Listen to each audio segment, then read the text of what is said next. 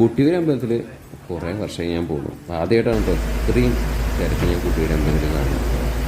അപ്പോൾ ആദ്യം നമ്മൾ പോയത് കാടാമ്പുഴ ക്ഷേത്രത്തിലായിരുന്നു. അവിടുന്ന് തൊഴുത് നമ്മൾ കുട്ടിയൂർക്കുള്ള ദർശനത്തിനായിട്ട് പോവുകയാണ്. വഴി നീളം മഴയാണ് നമുക്ക് കിട്ടിയത്. റെഡ് അലേർട്ടുള്ള ദിവസമായിരുന്നു നമ്മുടെ യാത്ര.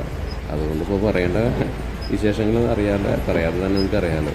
ഗംഭീരം മഴയും റോഡ് നിറച്ച് കുണ്ടും കുഴിയും ഹൈവേയുടെ ഭാഗം സ്ഥിരമായി പോകുന്ന ആൾക്കാർക്ക് പോലും മനസ്സിലാവാത്ത രീതിയിലാണ് കിടക്കുന്നത്.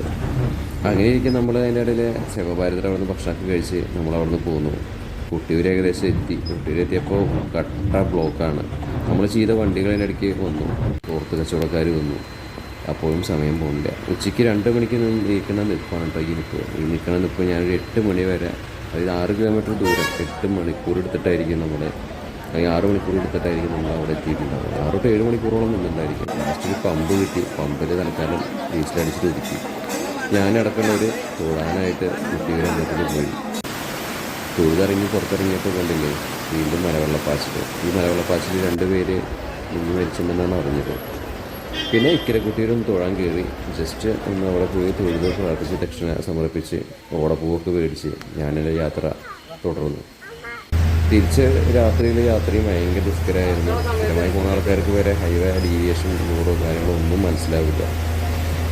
അല്ലാത്ത സ്ഥലത്ത് സർവീസ് ഫ്രീ ആയിട്ട് കിട്ടും. തലക്കൂടെയൊക്കെ വെള്ളം വന്ന് വീഴും.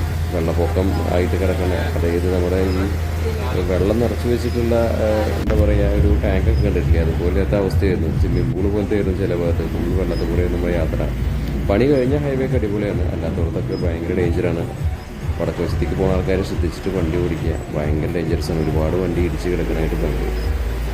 എന്നാലും തിരിച്ച് നമ്മുടെ യാത്ര ഹൈവേ കൂടെയൊക്കെ നല്ല മനോഹരമായിരുന്നു. കുറേ ഭാഗത്തൊക്കെ പണി കഴിഞ്ഞിട്ടുണ്ട്. ആ ഹൈവേ ഭംഗിയായിട്ട് കിടക്കുന്നുണ്ട്. എവിടെ നോക്കിയാലും സർവ്വം പ്രളയമായെന്ന് പറയില്ല. വെള്ളക്കെട്ടായിരുന്നു. എന്തായാലും ഒരു ഡേഞ്ചറസ് ആയിട്ടുള്ളൊരു യാത്രയായിരുന്നു കാണട്ടെ. എന്തായാലും സേഫായിട്ട് നമ്മൾ തിരിച്ചെത്തി. അപ്പോൾ ഫുൾ വീഡിയോ യൂട്യൂബ് ചാനൽ വണ്ടി ചാനൽ ഞാൻ ഇട്ടിട്ടുണ്ട്. കാണാൻ സപ്പോർട്ട് ചെയ്യുക. എന്തായാലും വല്ലാത്തൊരു എക്സ്പീരിയൻസ് തന്നെയായിരുന്നു.